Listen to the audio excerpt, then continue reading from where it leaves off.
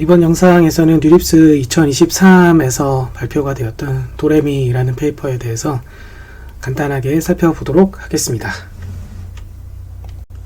이 페이퍼의 저자는 생 미첼 시에라는 사람이고요. 이 사람 외에도 많은 저자들이 있고 구글 딥마인드 그리고 스탠포드 유니버시티 사람들이 함께 수행을 했습니다. 아카이브 상에서 쉽게 이 논문을 찾아보실 수 있습니다. 모티베이션입니다. 랭귀지 모델을 프리트레이닝 하기 위한 비용이 많이 들죠. 시간과 돈이 많이 듭니다. 그런데 이때 사용되는 그 프리트레이닝 데이터셋에는 보통 이제 제너럴 퍼포스로 언어 모델을 만든다는 가정하에 보면 여러 도메인의 데이터가 이제 섞여 있게 됩니다. 그런데 이때 그렇게 섞여 있는 도메인의 비율, 그러니까 어떤 도메인의 데이터가 어떤 만큼의 비율로 포함되어 있는지에 따라서 이 데이터를 사용을 해서 만들어지는 해당 랭귀지 모델이 어떤 특정 도메인의 다운스트림 타스크에 대한 퍼포먼스가 어떻게 될 것인가, 그것이 영향을 크게 받게 된다라는 것입니다.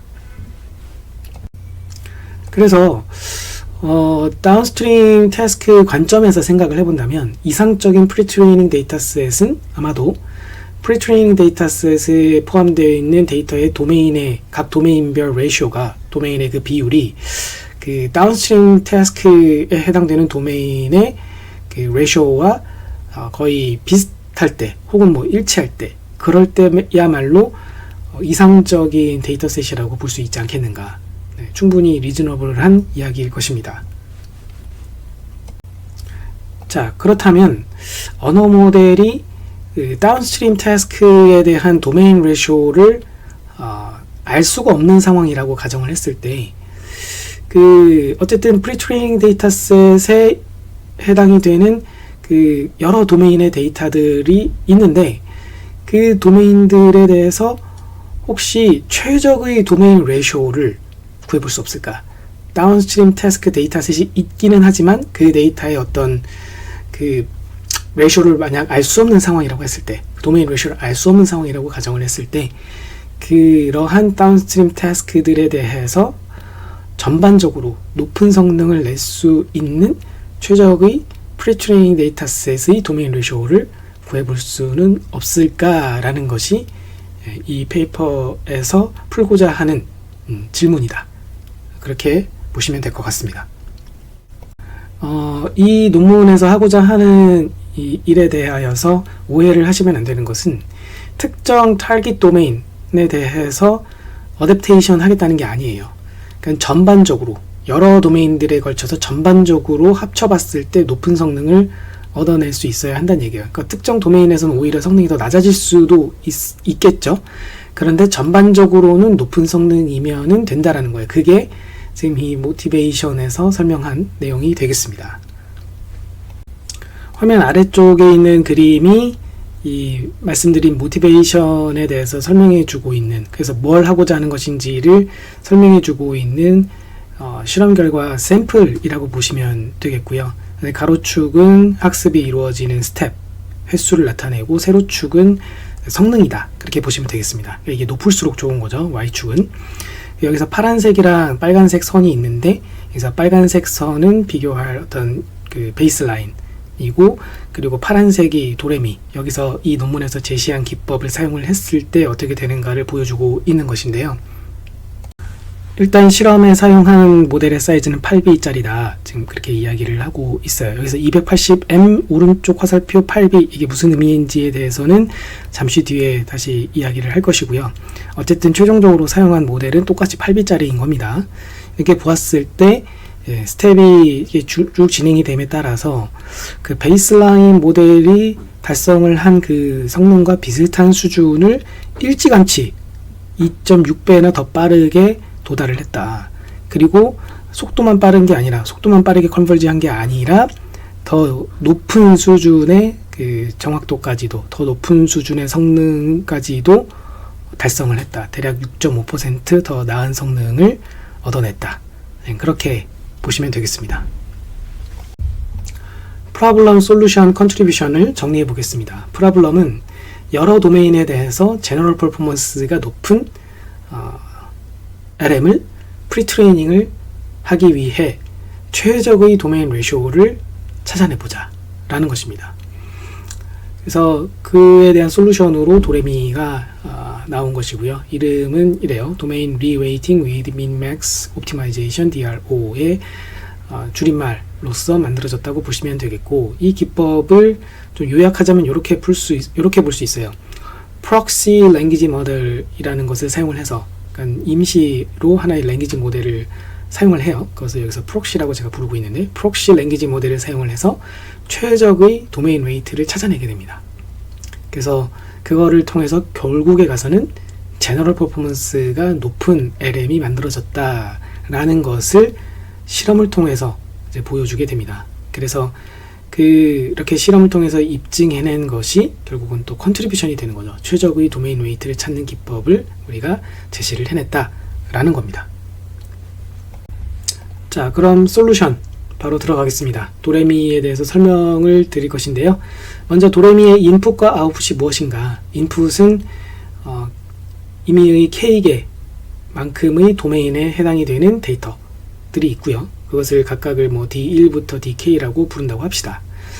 그리고 reference domain weight, alpha ref라고 되어 있는데, 이게 각각의 도메인, K개의 도메인에 대한 어떤 그 비율, ratio를 weight라고 여기 표기를 하고 있고, 이것을 이제 reference라고 표현을 하고 있어요. 이거는 예를 들어서 도메인이 여러 가지가 있는데, 그 도메인들에 대해서 나는 일단은 기본적으로는 다 유니폼하다고 가정을 할 거야. 심플하게 갈 거면 그렇게 할 수 있겠죠. 그렇게 주고 시작을 하면 된다라는 얘기입니다. 인풋이 그런 레퍼런스 도메인 웨이트예요. 딱히 뭔가 내가 사전 지식이 있거나 그런 게 아니면 그냥 유니폼하게 주시면 되는 거겠죠. 그리고 도레미를 통해서 그럼 최종적으로 얻어내는 아웃풋은 무엇인가? 그것은 이제 옵티마이즈된 도메인 웨이트, 여기서 이제 알파 바로 표기를 하고 있고요. 그래서 알파 랩랑은 분명히 다른 놈이 튀어나오게 되는 거죠. 또 다른 비율이 나오게 되는 거예요.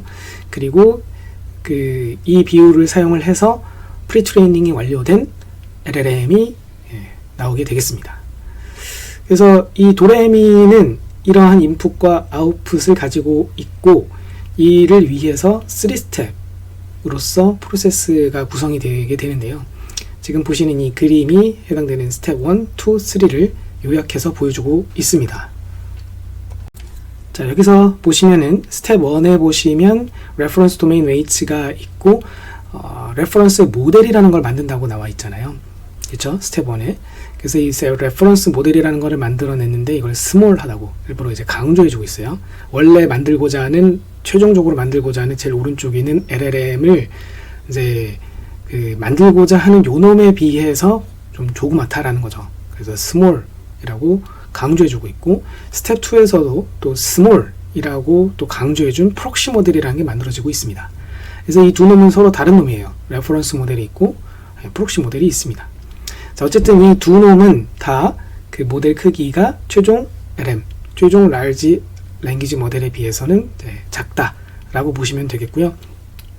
그래서 맨 왼쪽에 있는 요 알파 래프, 요거 이게 인풋이라고 그랬잖아요. 요 놈을 처음에 주고 시작을 해가지고 스텝을 밟아 나가면서 이제 스텝 2를 마쳤을 때 알파 바가 나오게 돼요. 이 옵티마이즈드 도메인 웨이츠가 나오게 되고요. 그리고 이것을 사용을 해가지고 LLM을 프리트레이닝을 하는 것이 스텝 3가 됩니다. 그래서 최종적으로는 LLM이 나오게 되는 것이죠. 각 스텝에 대해서 조금 더 디테일하게 보도록 하겠습니다. 자, 레퍼런스 모델은 앞서 말씀드린 대로 비교적 조그만 놈입니다. 일단은 스텝 1에서는 이 놈을 만들어내긴 해야 돼요. 레퍼런스 모델이라는 놈을 만들어내는데, 이제 사람이 직접 준 알파 랩을 사용을 해가지고 트레이닝을 하는 거죠. 모델을. 그래서 이걸 여기서는 P-랩라고 표기를 하고 있어요. 이 모델을. 그래서 레퍼런스 모델인 P-랩를 학습을 통해서 얻어내게 됩니다. 그러면 이 작업을 왜 하는가? 이 스텝 1을 왜 하냐면은, 여기서 만들어낸 레퍼런스 모델 P-랩을 스텝 2에서 각 도메인 혹은 example의 난이도를, difficulty 레벨을 측정하기 위한 기준으로 사용을 하기 위해서입니다. 여기서 난이도라는 용어를 제가 새롭게 등장을 시켰는데 이게 논문에서도 difficulty level 이런 식으로 표현이 되어 있어요. 그러니까 각 example들 혹은 도메인에 대하여서 이 difficulty level이라는 것을 이 레퍼런스 모델 기준으로 삼아 가지고 측정을 해요. 그래서 그 난이도가 높을수록 혹은 낮을수록 그 웨이트 점수를 증감을 하게 된다라는 거죠. 그것이 스텝 2에서 하는 일이 됩니다. 자, 스텝 2를 이제 보면 프록시 모델 학습을 하게 되고요. 프록시 모델 학습 자체가 근데 목적인 것은 아니고 이 학습하는 과정을 통해 결국에는 도메인 웨이트를 얻겠다는 겁니다. 자, 그럼 그 방법은 어떻게 하는가?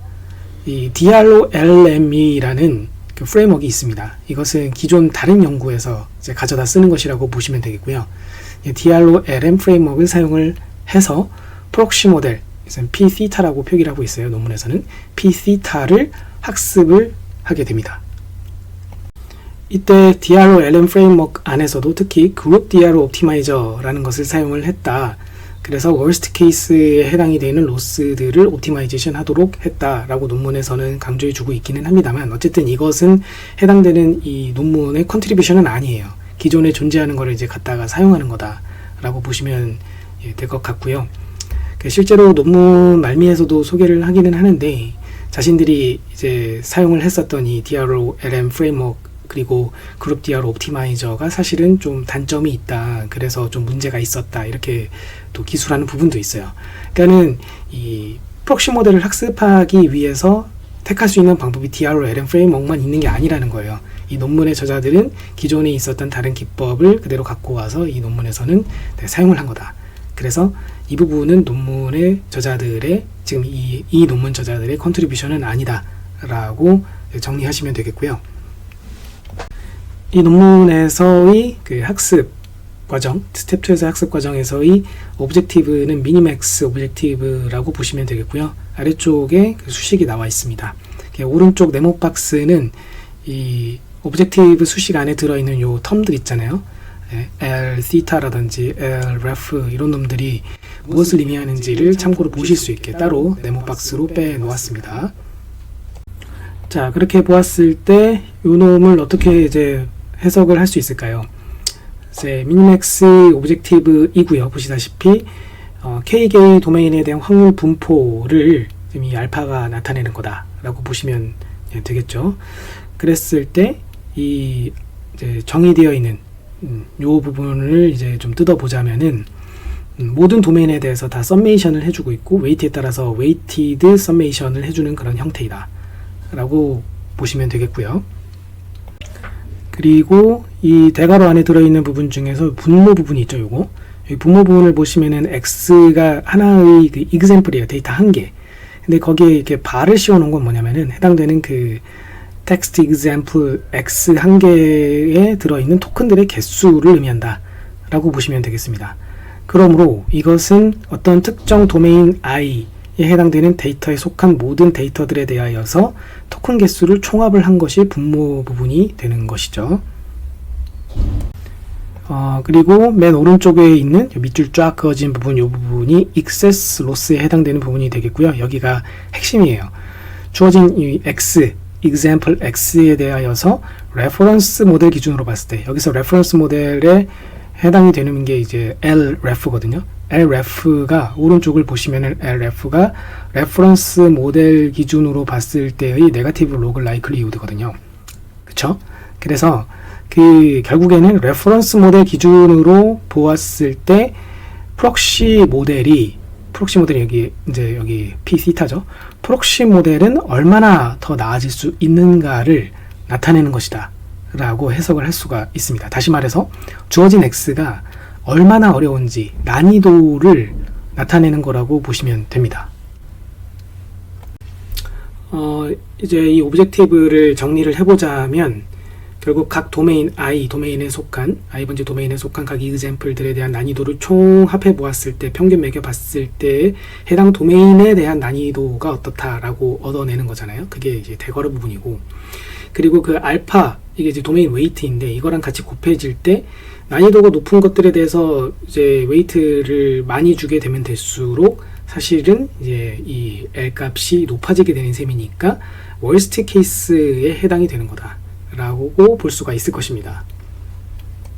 그리고 그러한 월스트 케이스에 대한 로스를 오티마이제이션 하는, 미니마이제이션 시켜주는 그런 형태의 오브젝티브다라고 정리할 수 있겠습니다.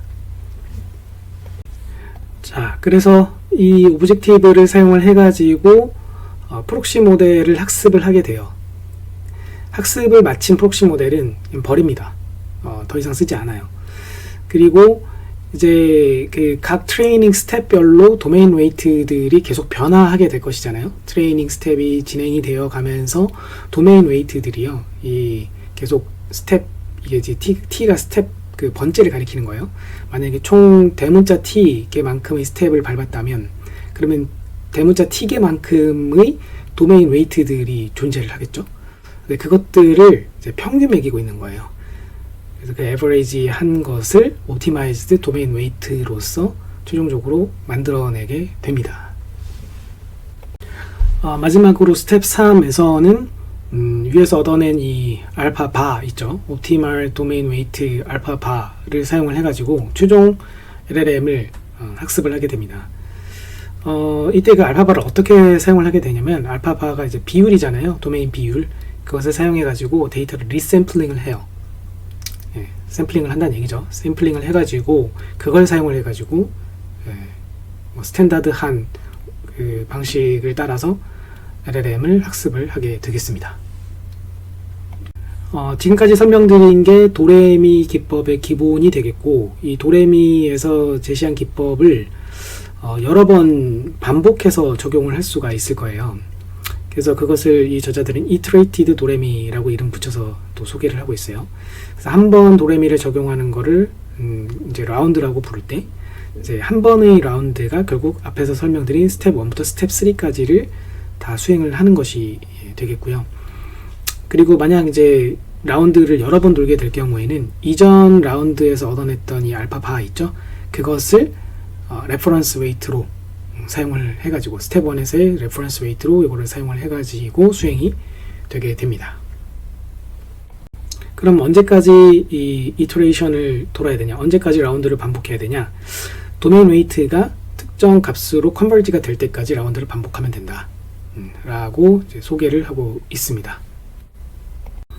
뭐 논문에서는 수식으로는 이렇게 표현을 하고 있는데, 그러니까는 그 변화량 있죠. 알파 레퍼런스 각 스텝 각 라운드에서의 레퍼런스 그 웨이트하고 옵티마이즈드 웨이트하고의 그 차이의 그 최대값 맥스 체인지가 이 조건을 만족할 때 특정 스레쇼드 값보다 작아지는 순간에 중단을 한다. 그렇게 보시면 되겠습니다.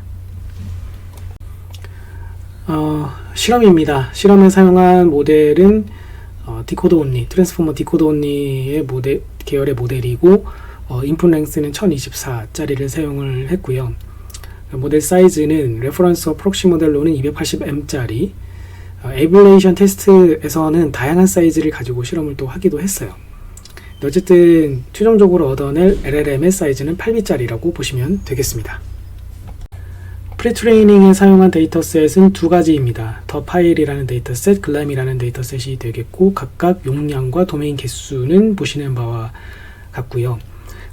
파일 데이터셋을 사용을 할 때에는 레퍼런스 도메인 웨이트는 휴리스틱하게 임의로 저자들이 그냥 결정을 했다라고 소개를 하고 있고, 글램과 같은 경우에는 유니폼하게 디스트리뷰션을 주고 시작을 하게 됩니다. 또 이와는 별개로 그 다운스트림 태스크 그 데이터셋에 대하여서 그 오라클 웨이트를 주고 비교 실험을 추가로 이제 수행을 하게 됩니다. 이게 무슨 말이냐면은, 그 다운스트림 태스크에서 이 도메인 웨이트는 사실 모른다고 가정을 하고 도레미가 제시가 된 건데, 그럼에도 불구하고 다운스트림 태스크 그 데이터셋에서의 도메인 웨이트를 가져다가 어떻게 보면 치팅을 하는 거죠. 그걸 가져다가 그 오라클 웨이트라고 이름을 붙이고 있고, 그래서 뭐 진리에 해당되는 웨이트 뭐 그런 의미로 보시면 되겠죠. 그것과의 비교 실험도 추가로 수행을 해봤다 라고 보시면 되겠습니다. 학습은 이제 일반적으로 많이 사용이 되는 Next Token Language Modeling을 사용을 해서 학습이 이루어졌고, 그리고 그 토큰 개수들의 학습에 사용되는 토큰 개수에 의해서 트레이닝 과정을 좀 제어를 좀 했었다, 그렇게 이야기를 합니다. 그러니까 예를 들어서 파일 데이터셋의 경우에는 200K 스텝을 돌았고, 그리고 글램 데이터셋에 대해서는 300K만큼의 스텝을 돌았다, 그렇게 소개를 하고 있습니다. 이밸루에이션에서는 held out pre-training dataset, 그러니까 pre-training dataset 중에서 일부를 따로 빼놨다가 held out 시켜놨다가 그걸 가지고 이밸루에이션을 한번 했다 라고 보시면 되겠고요. 이 경우에는 perplexity를 이제 사용을 해가지고 이밸루에이션을 하게 됩니다. 각 도메인별 perplexity를 얻어내고, 또 그 스텝 바이 스텝으로 컨버지가 어떻게 되어가는지에 대해서도 이제 시각화를 해서 보여주게 됩니다. 다운스트림 데이터셋로는 어떤 것들을 사용을 했냐면 트리비아 QA부터 시작을 해서 람바다라는 것까지 해서 총 5개의 타스크들에 대하여서 수행을 했다라고 이야기를 하고 있고요. 이때에는 원샷 기법을 사용을 하되 exact match 기준으로 해서 정확도를 측정을 했습니다. 실험 결과입니다. 지금 보시는 이 그림은 average 원샷 다운스트림 accuracy라고 보시면 되겠고요. 왼쪽 거는 더 파일 데이터셋으로 프리트레이닝이 완료된 모델을 사용을 했을 때 exact matching 기준으로 해서 다운스트림 태스크들에 대한 원샷 어큐러시를 세로축에서 나타내고 있는 것이며, 가로축은 스텝 횟수를 나타냅니다. 이와 유사하게 오른쪽에 있는 그림도 이제 exact matching 기준으로 어큐러시 보여주고 있고, 똑같이 이제 스텝 횟수를 가로축에 나타내고는 있는데요. 이때는 글램 데이터셋으로 프리트레이닝이 된 모델의 성능을 보여주고 있습니다. 일단 왼쪽 그림에서 보시면은 베이스라인이 빨간색으로 되어 있고, 그 다음에 파란색이 도레미인데요. 여기서 280M 오른쪽 화살표 8B라고 써 있는 것은 그 프록시나 아니면 레퍼런스 모델의 사이즈가 왼쪽에 써져 있는 거예요. 그래서 280M짜리로 해서 프록시 모델을 예를 들어 만들었는데, 그렇게 만들어진 걸 그런 모델을 만들어내면서 얻어낸 그 도메인 웨이트를 가지고 8B짜리 최종 모델을 얻어냈다, 그런 표시라고 보시면 됩니다. 자, 그렇게 했을 때 결국 최종 모델은 8B짜리니까 동일한 사이즈끼리 비교를 한 셈이고, 베이스라인이 달성했던 성능이 훨씬 빠르게 그 성능이 도달을 한 걸 알 수 있고, 최종 성능도 또 이만큼이나 더 향상된 것을 확인을 할 수가 있고요. 그에 반해서 오른쪽을 보시면 베이스라인하고 사실 엎치락 뒤치락 하거든요. 사실 성능 차이가 그다지 많이 난다고 보기에는 좀 어려울 것 같고요. 그리고 여기서 도레미가 이제 280에서 8B짜리로 가는 게 두 가지가 버전이 있어요. 라운드 1이 있고 라운드 2인데, 이게 아까 말씀드린 이터레이티드 도레미를 의미하는 것입니다. 라운드를 총 3번 돌았다고 하는데요.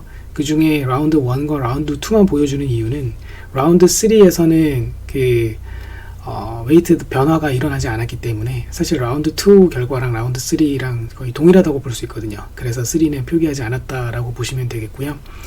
그럼 라운드 1에 비해서 일단 라운드 2가 성능이 향상되는 그런 경향을 보였다라는 것이 저자들이 강조하고 싶은 부분이라고 보시면 되겠고요. 반면에 그 베이스라인하고 비교를 했을 때 성능 갭이 좀 별로 크지는 않죠. 그죠? 그것의 이유로는 저자들이 이야기하기로는 비교적 도메인의 개수가 적어서 그럴 것이다. 그래서 이 각 도메인에 대한 도메인 웨이트들의 그 임팩트가, 그 도메인 웨이트가 주는 그 임팩트가 더 적다고 볼 수 있다. 약간 그냥 어떻게 보면 추정을 하는 거죠. 그렇게 주장을 하고 있습니다. 그래도 그 갭이 그다지 크지는 않지만 저자들이 긍정적으로 보는 것은 라운드 2에 해당되는 요 선의 경우에는 그 오라클 웨이트를 사용한 게 이 회색 선이거든요. 다운스트림 튠드라고 되어 있는 거. 그것과 이제 엎치락 뒤치락 할 정도로 좋은 성능을 보여주고 있으니까, 그래도 나름 도메인이 적은 데이터에서도 선방을 했다라고 주장을 하고 있습니다. 그 다음 지금 보시는 이 슬라이드는 도메인 웨이트들에 대해서 관찰을 해본 겁니다. 더 파일 데이터셋을 사용을 해가지고 학습이 되었을 때 프록시 모델 사이즈가 달라짐에 따라서 도메인 웨이트들은 어떻게 바뀔까를 탐구해 본 거라고 보시면 되겠고요. 우선 테이블 8을 먼저 보시면 도레미의 그 프록시가 280M이었을 때의 도메인 웨이트가 여기 컬럼에 나와 있고 1B짜리였을 때 이제 웨이트가 맨 오른쪽 컬럼에 나와 있습니다. 보시다시피 상당히 달라요. 웨이트가. 왜 이런 현상이 났을까? 저자들은 어떻게 설명하고 있냐면 해당 그 프리트레이닝 데이터셋을 사용을 했을 때 로컬 미니마가 이제 여러 개가 있을 건데 모델 사이즈에 따라서 서로 다른 곳을 찾아다녔을 것이다. 그렇게 설명을 해주고 있습니다. 하지만 그 프록시 모델 사이즈를 마냥 높이는 게 마냥 더 항상 좋은 결과를 줄 거라고 기대를 하면은 안 될 것 같고요. 실제로 그 좌하단에 있는 결과를 보시면은 각각의 타스크별로 해가지고 이그젝트 매칭 기준으로 해가지고 어큐러시를 보았을 때 베이스라인과 그리고 도레미 1B에서 8B, 280에서 8B, 150에서 8B, 70M에서 8B 이게 있는데 보시면 280에서 8B로 갔을 때 전반적인 성능이 가장 좋은 걸 알 수 있어요. 그래서 이분들도 이걸 픽하신 거죠. 280M으로.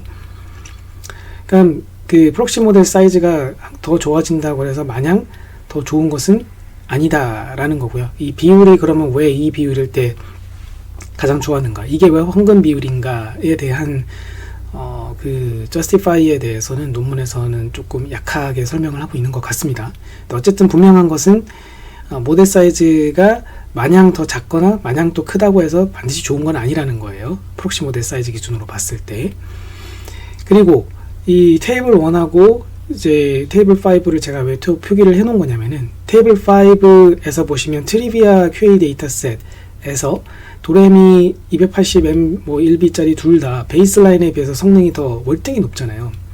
그런데 280M짜리 기준으로 보았을 때 위키피디아 도메인에 대한 그 도메인 웨이트는 사실 더 줄어들었거든요. 베이스라인 기준으로 봤을 때 더 줄어들었음에도 불구하고 성능은 관련된 다운스트림 태스크에서의 성능은 더 올라갔다는 거죠.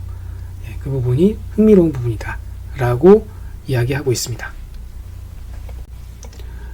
더 파일 데이터셋을 사용을 했을 때의 헬드아웃 데이터에 대해서 퍼플렉시티를 측정한 결과가 지금 보시는 것과 같고요.